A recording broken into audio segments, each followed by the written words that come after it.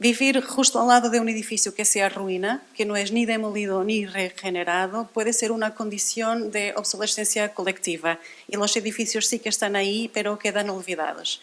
Y pensar que la arquitectura, industrial o no, tiene este ciclo de vida muy largo, puede ser una forma productiva de pensar lo que hacer mientras el proceso se desarrolla.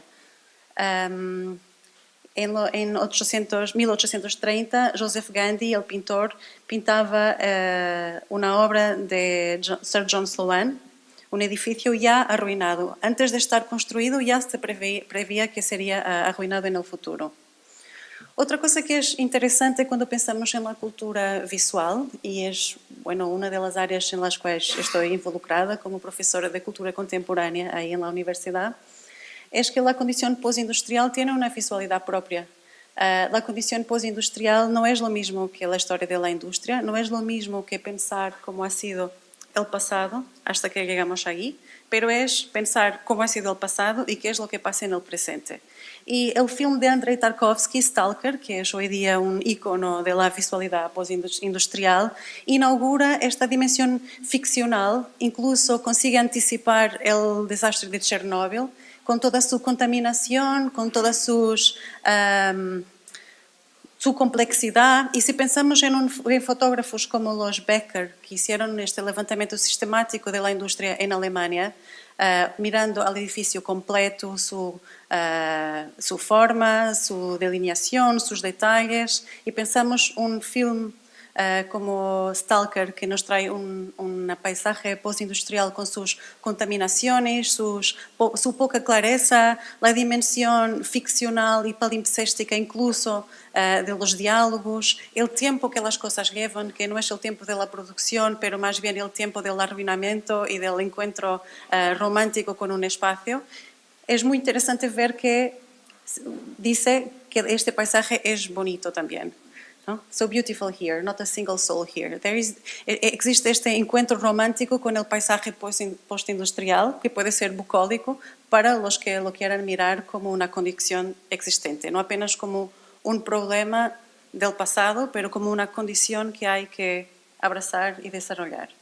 Otro aspecto que creo que puede ser productivo es que muchos de estos espacios han generado una nueva espacialidad para el arte contemporáneo, pues los artistas producen trabajos en espacios industriales con nuevas materialidades y nuevas escalas de intervención, lo que se tradujo en nuevas espacialidades de los museos. Los museos que a una parte ocupan edificios industriales o a otra parte crean nuevos edificios siguiendo la espacialidad industrial por su escala, por sus materiales, y hay una relación muy directa que está solucionada. Ya son como 50 años de actividad y los museos están estabilizados. En algunas de estas experiencias curatoriales con espacios arruinados y abandonados, una de las que estuve involucrada, ha sido Rescaldo y Resonancia, ahí en el rectorado de la Universidad de Oporto, que tuvo un incendio y ardió. Hicimos una exposición ahí dentro y de repente el espacio funciona como un palimpsesto de ausências y presencias que cargan el espacio de historias del pasado, historias imaginarias, proyecciones de futuro, que dialogan con los contenidos de exposición que hemos traído para el espacio. Y la curaduría ya no es hacer una selección de cosas para exponer, pero es más bien crear una curaduría del espacio en relación en contenido y contenedor y pensar cómo toda esta espacialidad produce una nueva semiótica. Y por eso lo he llamado Brown Rooms, Grey Halls, en complemento a la idea de White Cubes y Black Boxes. Y esta idea es un poco lo que he seguido con los proyectos industriales en que estoy involucrada. Los astilleros navales de Gdansk, donde el movimiento de los trabajadores ha empezado, está pasando por un proceso de simultánea desmantelación y reconstrucción, y el arte tiene un papel ahí dentro, incluso en la redefinición de un imaginario. Pero les voy a hablar de esto también, ¿ok? Metodológicamente, lo que estamos intentando hacer, lo que estoy intentando hacer con mi postdoctorado, es relacionar narrativas, metodologías, estruturas analíticas que usualmente se relacionam com o edificado mientras património, seguindo enquadramento, implantação, organização do espaço, estas categorias em las quais muitas disciplinas podem contribuir, com uma outra questão não tão enfocada com o passado destes edifícios e locais, mas mais bem com sua condição atual de espaço productivo de distintas formas, seja por suas reutilizações por novos serviços, tecnologias, sejam culturais ou cívicas, como hemos hablado antes, com nossos casos de estudo, ou outras ocupações informales, sejam os ocupas, os alquileres de muito baixa renta, sejam estados de abandono e apropriação,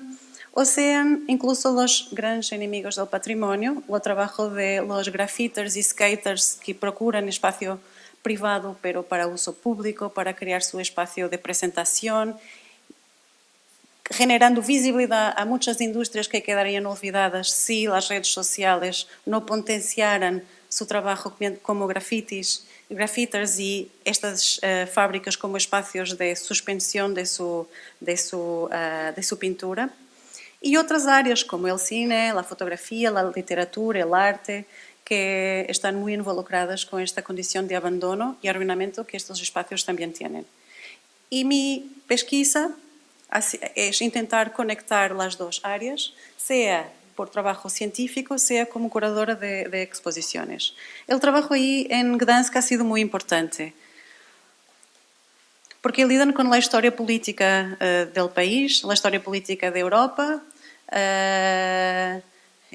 e há uma Bienal de Arte que hemos comisariado aí com os polacos, onde incluso Lech Walesa participa como performer e com lookalike. Há uma ironia sobre a história, há uma ironia sobre seu papel na história, há uma possibilidade de reescrever momentos da história, tendo como participantes não apenas los obreros, pero incluso figuras simbólicas que han sido obreras en el proceso de transformación histórica, como la bancada de trabajo de Lech Walesa, que ha sido exportada como obra de arte para el Museu Nobel, generando un problema de patrimonio, de exportación ilegal de patrimonio.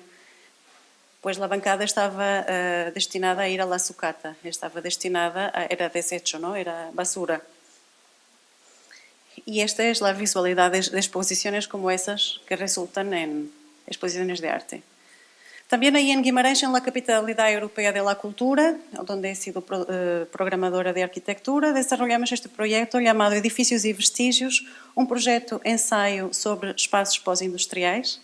Projeto ensaio en el sentido en que la exposición no apenas expone, pero genera procesos de conocimiento y metodologías, no apenas de arte y arquitectura. Por ejemplo, Matadero ha estado ahí, Canframis ha estado ahí también, pero otros modos de conocimiento de otras disciplinas. Se construyó una chimenea como no se construía hace 50 años, porque hoy son de metal, no son de ladrillo.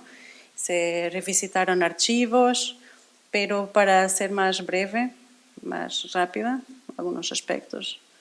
Bueno, cuestiones de museología, de arte, de cine, nuevas pelis que han sido encomendadas.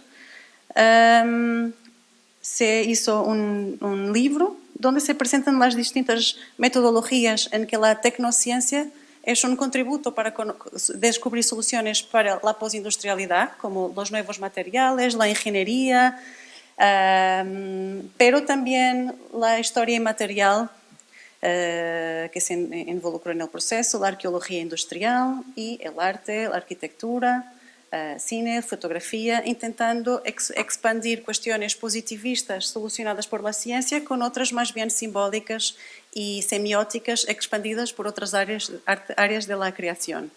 Y hicimos esta especie de esquemas metodológicos, epistemológicos, para intentar comprender las colaboraciones y los diálogos, y de aquí también nació este postdoc. Otros edificios han sido totalmente derrumbados, como la Fiação Real de Tomar, Real Fiação de Tomar, no sé cómo decir en español, era una hilería gigante que hay en el centro del país, que después de la revolución tuvo problemas de sostenibilidad económica y al final ha sido demolida por distintos motivos. Los materiales valiosos han ido y lo que quedó ha sido un monte de basura. Y a través del trabajo de campo hemos recogido pequeños pedazos de estos edificios. El criterio en este edificio, porque lo hicimos en varios, han sido pedazos de edificio que ponen las marcas de las fábricas que han generado material de construcción o han de alguna forma vendido para esta fábrica. Es un mapeo de las distintas fábricas que hacen trabajar esta fábrica como edificio y como industria.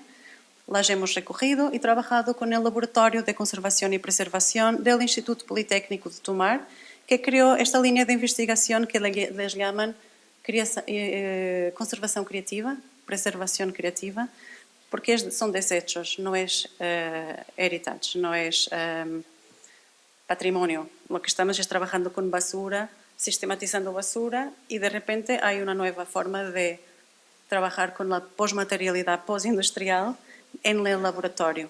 Y el trabajo ha sido un poco descubrir nuevos métodos de relación con el edificio como asentamiento complejo o como pequeños fragmentos de historia. No voy a hablar otra vez de la cooperativa de pedreiros.